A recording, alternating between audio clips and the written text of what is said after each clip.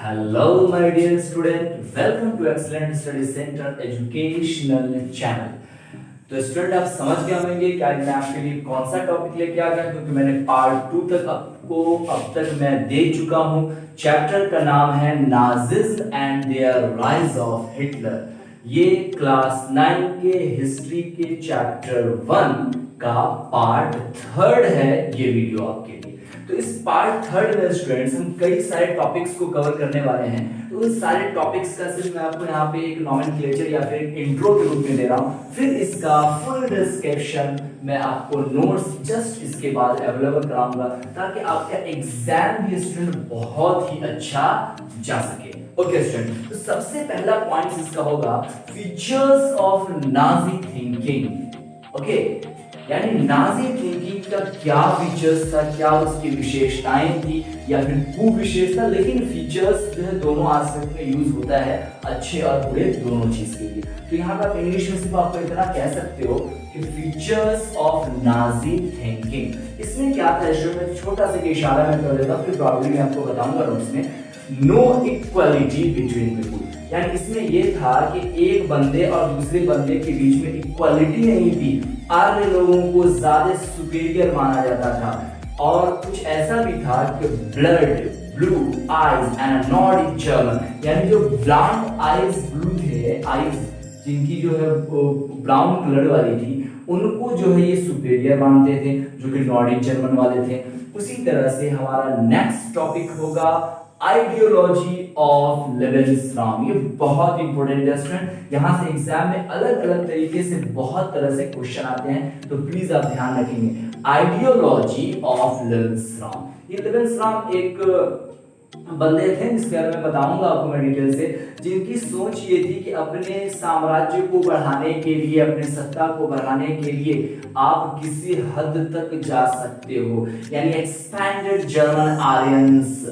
तो इसका मैं डिटेल आपको बताऊंगा। इसी तरह से नेक्स्ट आपको टॉपिक मैं आज देने वाला हूं हिटलर प्रॉमिसेस, यानी हिटलर के बहुत सारे ऐसे प्रॉमिसेस थे स्टूडेंट्स, जिन्होंने अपने वहां नाजिज्म वालों से और जो जर्मन के लोग थे उनसे उन्होंने किया था। तो वो भी हम यहाँ डिटेल करेंगे, और ये तो आपको मैंने कई पार्ट से भी बताते आ रहा हूँ। हिटलर ने प्रॉमिस किया था ये वो चीजें, तो आपको याद होगा पिछले टॉपिक में, तो आपको ऑलरेडी समझ में आ गया। बहरहाल मैं इसका भी आपको डिस्क्रिप्शन इस वीडियो में देने वाला हूँ। उसी तरह से economic crisis for the Germany, Germany के लिए इकोनॉमिक क्राइसिस हो गया। क्यों? क्योंकि उन्होंने इतने सारे पैसे खर्च कर दिए ना सेना पे कि बाकी चीजों जो वो डल होती चली गई। इकोनॉमिक क्राइसिस बहुत ही गिरता हुआ चला गया या अच्छा होता चला गया, आई होप आप समझ सकते हो।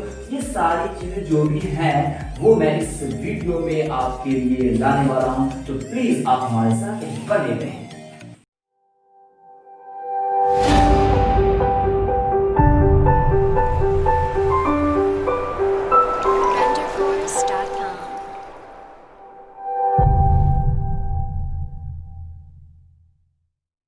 ओके माय डियर स्टूडेंट, तो अभी हम इसका फुल डिस्क्रिप्शन देखते हैं, ताकि एग्जाम में हमें किस तरह से आंसर लिखना है, आंसर राइटिंग, वो उसकी भी तैयारी हो जाए। तो स्क्रीन पे आपके मैंने दे रखा है, पहले इसका थोड़ा आप देख लो। आपको पता है कि आपका चैप्टर का नाम है Nazism and the rise of Hitler. ये क्लास 9 के हिस्ट्री का चैप्टर 3 है, और चैप्टर 3 का पार्ट भी 3 है, यानी तीसरे लेसन का पार्ट 3। ओके, और माय नेम इज साकिब। चलिए आगे शुरू करते हैं टॉपिक्स को। तो सबसे पहला टॉपिक है स्टूडेंट्स आपके लिए हिटलर्स प्रॉमिसेस, यानी मैंने देखो आपको मैंने इससे पहले भी मैंने कई सारे पार्ट्स में डिस्कशन किया कि हिटलर बहुत सारे वादे किए थे। तो आखिर वो कौन कौन से वादे थे, एग्जाम में यहाँ से क्वेश्चंस आते हैं, तो आइए हम देख लेते हैं क्वेश्चन कैसे आते हैं। उसको भी मैं आपको बताऊंगा, उसके लिए एक एक्सटर्नल पार्ट लेके आऊंगा, part of the question time, तो वहां डिस्कशन होगा। तो या आप फिलहाल ये समझो कि हिटलर्स के प्रोमिसेस से, यानी कि हिटलर के वादे से क्वेश्चंस आते हैं। अगर क्वेश्चंस आएंगे तो मैं इस सारे पॉइंट्स को हम लोग वहां डील कर देंगे। सबसे पहला पॉइंट दिया गया है, Hitler promised to build a strong nation. उन्होंने प्रॉमिस किया था नाजियों से, जर्मनियों से, कि मैं बिल्ड करूंगा क्या, स्ट्रॉन्ग नेशन। ओके, दूसरा point, injustice of versatile strategy and restore the dignity of the German people. उन्होंने कहा कि आप जो वर्साइल ट्रीटी यानी जो वर्साई की जो संधि है उसके तहत जो इनजस्टिस हुआ उस इनजस्टिस से मैं आपको इंसाफ दिलाऊंगा, यानी मैं आपके प्रतिष्ठा को मैं रीस्टोर करूंगा, यानी कि डिग्निटी का सेंस वही है जो आपकी जो मान मर्यादा है उसको मैं रीस्टोर करूंगा। ऑफ द जर्मन पीपुल, जो जर्मन पीपुल हैं, मैं आपको वर्साइल्स की संधि पे जो आप पे जो नाइंसाफियां हुई, जो इनजस्टिस हुआ, उससे मैं आपको इंसाफ दिलाऊंगा और आपकी जो प्रतिष्ठा है मैं उसको रीस्टोर करूंगा, यानी कि वो आपको मान मर्यादा मैं वापस दिलाऊंगा। तो तीसरा, he promised employment for the job seekers and a secure futures of the youth.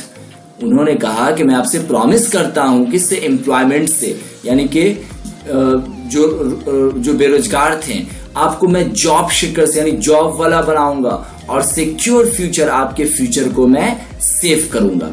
इसी तरह से चौथा उन्होंने प्रॉमिस किया, he promised to out all foreign influences and resist all foreign consequences and against Germany. फिर से मैं स्टूडेंट बोल दूं, he promised to out all foreign influences and resist all foreign conspiracies against Germany. मतलब उन्होंने promise किया अपने लोगों से कि जितने भी फॉरेन इन्फ्लुएंसेस हैं, फॉरेन इन्फ्लुएंसेस का स्टूडेंट मतलब क्या होता है, मतलब कि जो भी विदेशी प्रभाव हैं, जो भी फॉरेन कंट्रीज वाले का जो हम पर दबाव है, resist all foreign conspiracies. What do mean of conspiracies? Conspiracies का मतलब है जो भी विदेशी साजिशें हैं इन सब को मैं नाकामयाब करूंगा, बल्कि उसका मैं मुंह तोड़ जवाब दूंगा, इसका उन्होंने प्रॉमिस किया। तो एक बार मैं समराइज में आपको करके बता देता हूं। इस तरह से जो हिटलर के प्रॉमिसेस हैं वो 4 प्रॉमिसेस हमने देखा। सबसे पहला कि मैं स्ट्रॉन्ग नेशन को बनाऊंगा और मैं इनजस्टिस और डिग्निटी आपको दिलाऊंगा और सिक्योर फ्यूचर मैं आपका करूंगा और कंस्पिरेसीज और फॉरेन इन्फ्लुएंसेस से आपको मैं मुक्ति दिलाऊंगा। तो इस तरह से 4 प्रॉमिसेस थे हिटलर्स के, यानी Hitler's promises. Okay students, next topic is factors of Nazi thinking, यानी नाजी थिंकिंग क्या फैक्टर्स था ये हम यहाँ जानने वाले हैं। तो students, factors of Nazi thinking के लिए सबसे पहले मैं आपको एक स्टेटमेंट बताता हूँ। The peculiar factors of Nazi thinking were as follows, यानी कुछ अनूठे, कुछ अजूबे फैक्टर्स उन्होंने बनाए नाजी थिंकिंग के अकॉर्डिंग, वो सब थे, वही हम यहाँ जानने वाले, उसी को कहते हैं पेसिकुलर फैक्टर। वो पहले फैक्टर्स हैं students, there was no equality between people but only a racial hierarchy. There was no equal between people, यानी कोई 2 बंदे आपस में नो इक्वल नहीं है, लेकिन but only a racial hierarchy. यानी क्या मतलब हुआ स्टूडेंट्स रैसिकल हियरार्की का? यानी जो प्रजातीय वंशानुक्रम है उसको जो है ये सर्वश्रेष्ठ मानते थे, टॉप लेवल पे मानते थे। तो इस तरह से क्या होगा, एक दूसरे में तो भेदभाव होगा ही, जो रैसिकल हियरार्की नहीं होंगे उसमें तो भेदभाव होगा ही। इसीलिए मैंने यहाँ लिख रखा है there was no equality between people but only a racial hierarchy. Racial hierarchy के बीच क्या था कि इक्वलिटी थी, बट दूसरों के बीच नो इक्वलिटी। दूसरा नाजी थिंकिंग ये था कि जो देखो यहाँ जो मैंने रैसिकल हियरार्की दिया है, रैसिकल हियरार्की को यहाँ पे आप अगले पॉइंट्स में और अच्छा से समझ सकते हो। रैसिकल हियरार्की वाले वैसे वंशज थे जो blond blue eyed Nordic German Aryans कहलाते थे। तो blond blue eyes Nordic German Aryans were at the top and just were the located at the lowest level of the racial hierarchy। कहने का मतलब ये है कि जो जर्मन आर्यंस नॉर्डिक थे उन्हें वो टॉप लेवल में रखते थे, जो कि जीसस क्राइस्ट यानी जो यहूदी ईसाई को मानने वाले थे वो उसे लोवेस्ट लेवल पर रखते थे। यानी जो उनके जो अपने रिलेटिव थे नॉर्डिक आर्यंस वाले उसे वो टॉप लेवल का मानते थे, और जो दूसरे पीपुल से जैसे कि जीसस क्राइस्ट को फॉलोअर्स करने वाले उसे वो लोवेस्ट लेवल का मानते थे। तो इस तरह से ये भी नाजी थिंकिंग के फैक्टर्स का दूसरा पॉइंट बन जाता है। तीसरा point, Nazis believed the superior race would survive and the inferior race would perish। क्या मतलब हुआ स्टूडेंट्स, क्या मतलब है ये? पेरिश का मतलब क्या होता है हमें जल्दी बताएं आप। पेरिश का मतलब क्या होता है स्टूडेंट्स? 2 सेकेंड आपके लिए होल्ड करते हैं। ओके स्टूडेंट्स, तो पेरिश का मतलब क्या होता है आइए देखते हैं सेंटेंस में, पहले इसको सम अप करते हैं। Nazis believed the superior race would survive and the inferior race would perish। Nazi ये बिलीव करते थे कि हम क्या है, सुपेरियर प्रजाति हैं, बड़ी प्रजाति हैं, यानी श्रेष्ठ प्रजाति हैं, तो हम हमेशा के लिए सरवाइव करेंगे, हम कभी खत्म होने वाले नहीं हैं। एंड द इनफेरियर रेस, जो लोअर क्लास के हैं यानी जो हीन प्रजातियां हैं, उसे पेरिश होना होगा यानी कि नष्ट होना होगा। तो पेरिश का सेंस नष्ट हो जाना यानी कि खत्म हो जाना। चौथा point students, there were also an aspect of a geopolitical expansion.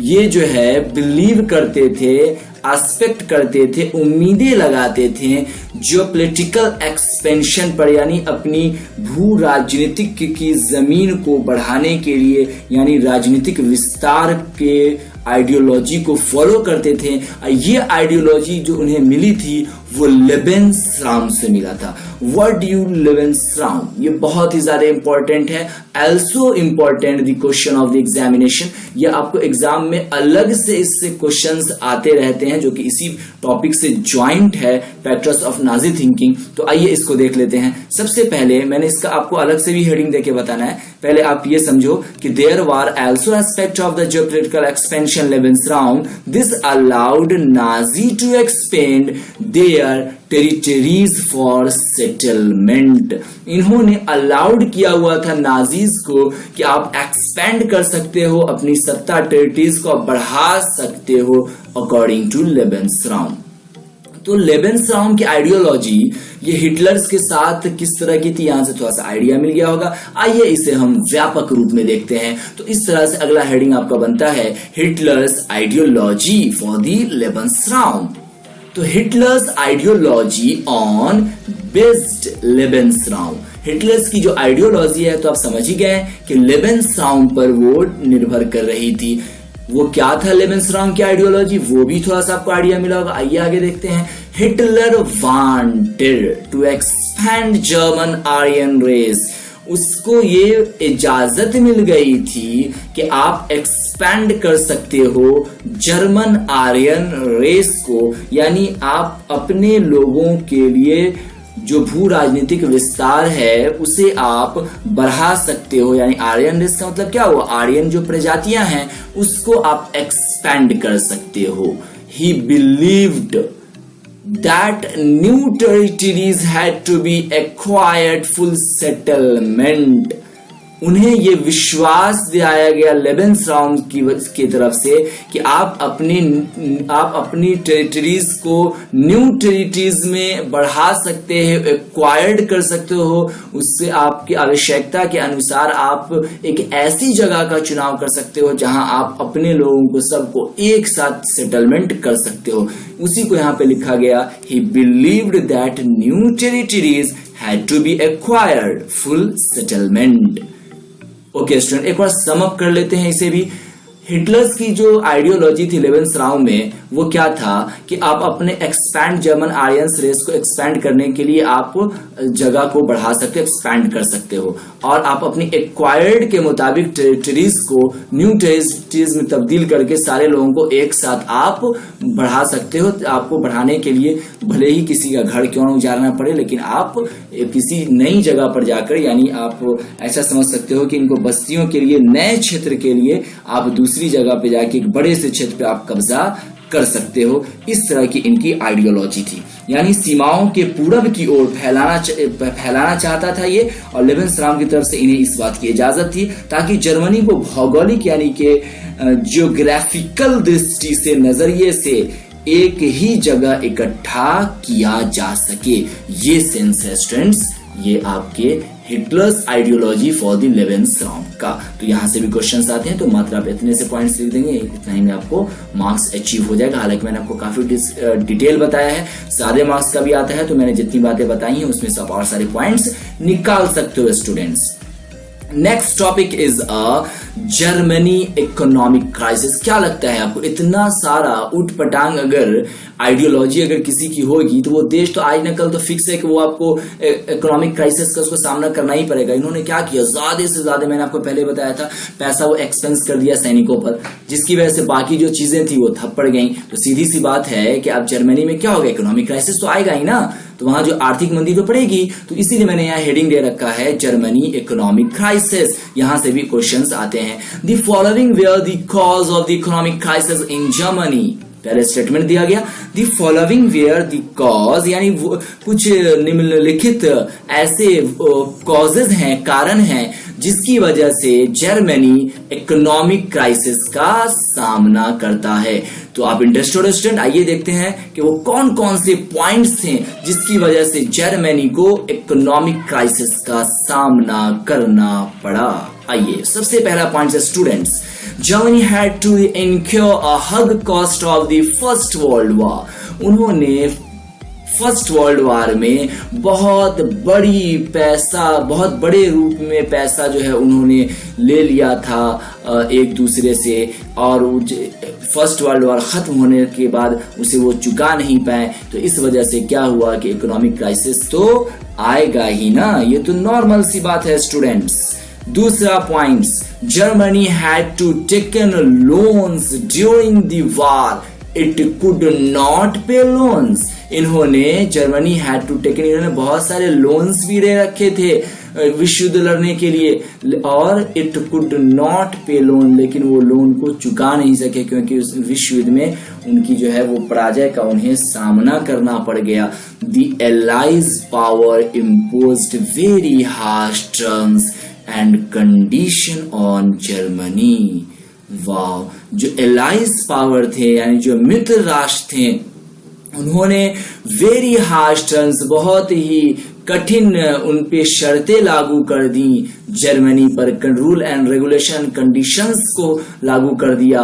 और जब ऐसा नहीं ये उसको फॉलो कर पाए जर्मनी रूल कंडीशंस को, तो फ्रांस जो है वो उसके इंडस्ट्रियल एरिया पर क्या करता है, उस पे एक्यूपाइज यानी उस पे धावा बोल देता है, उसको अपने कब्जा में ले लेता है। उसी को मैंने लिखा, French occupies the leading German industrial areas. इस तरह से स्टूडेंट्स आपके ये पूरे चैप्टर कंप्लीट हो जाते हैं। सिर्फ आपके क्वेश्चन मैनेजिंग टाइम्स रह गए हैं, तो वो काफी इंपॉर्टेंट है। अगर आप ESC अगर ज्वाइन कर लो तो ज्यादा बेटर है। यहाँ पे आपको according to time question management का पूरा क्लास अलग से दिया जाता है। इस नंबर पे आप कांटेक्ट भी कर सकते हो। Okay students, thanks for watching this video.